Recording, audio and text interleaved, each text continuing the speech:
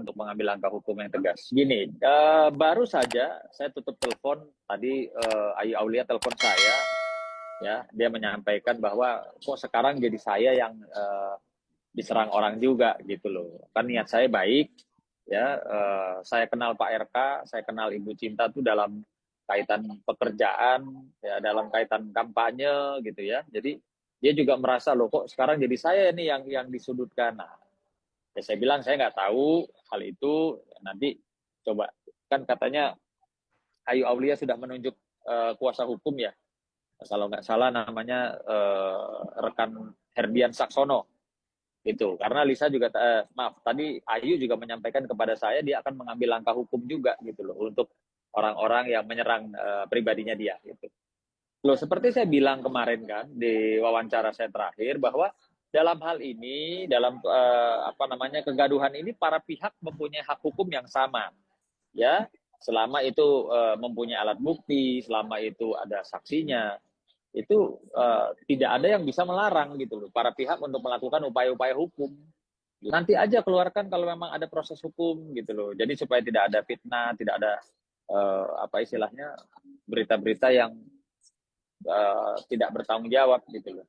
Iya, tadi dia juga bilang begitu. Dia punya hitam putihnya. Bang, abang percaya saya lah, saya punya kok buktinya. Ya saya bilang ya nggak apa-apa. Itu nanti diperlihatkan saja ketika memang ada panggilan resmi atau ketika memang ada waktu-waktu yang memang harus diperlihatkan gitu. Kan saya sampaikan tadi ya, artinya kalau memang ada upaya-upaya hukum terkait untuk supaya ini jadi terang benderang, supaya tidak ada fitnah, tidak ada miskomunikasi, tidak gaduh berkelebihan, ya silakan saja gitu loh, ya.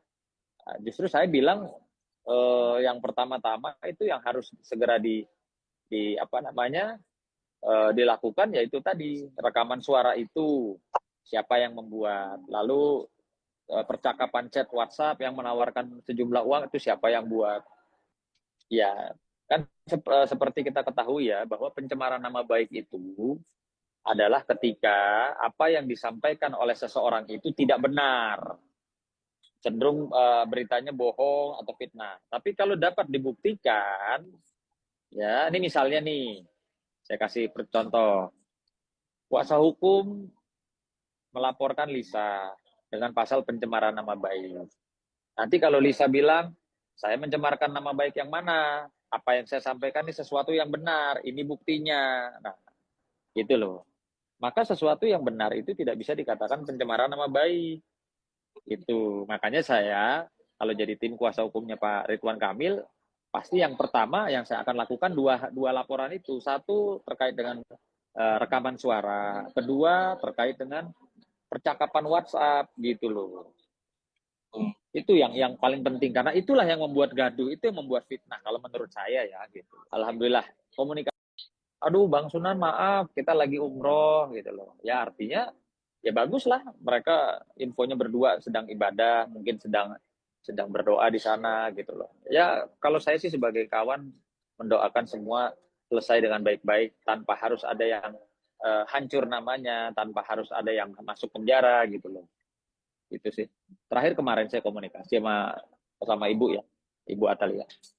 Saya tidak berkapasitas bicara karena saya bukan tim kuasa hukumnya Pak Ridwan Kamil.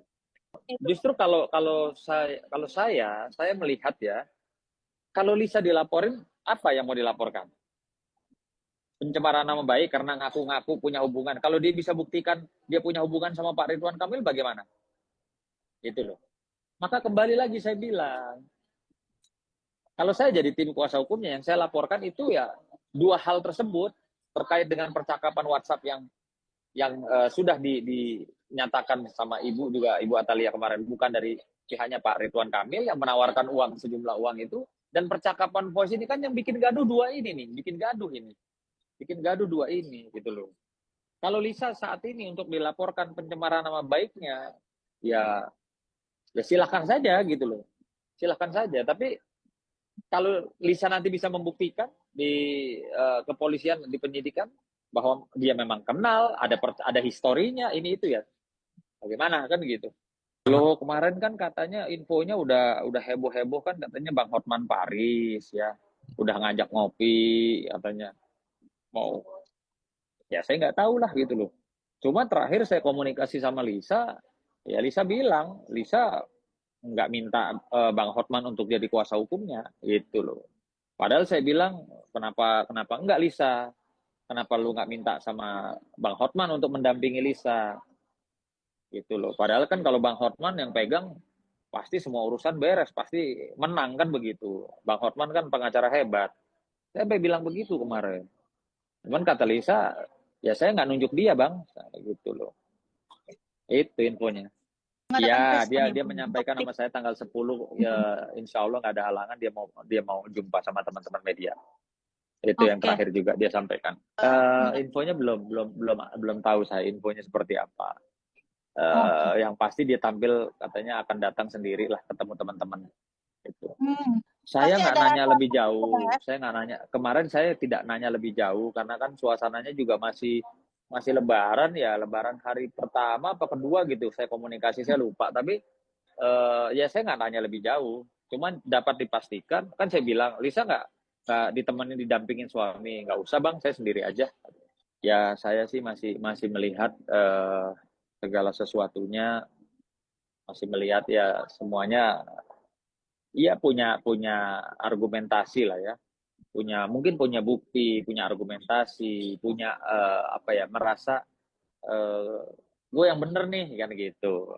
Jadi ya itu semua kan perlu diuji ya, perlu diuji. Nah, cuman ujinya nih mau bagaimana? Uji melalui jalur hukum atau uji duduk bersama dan memperlihatkan data-data, bukti-bukti yang mereka para pihak miliki masing-masing, kan ada jalannya, ada dua itu loh. Jalan masuk masuk ke jalur ke meja hijau atau jalur masuk ke meja makan berdiskusi kan gitu bisa.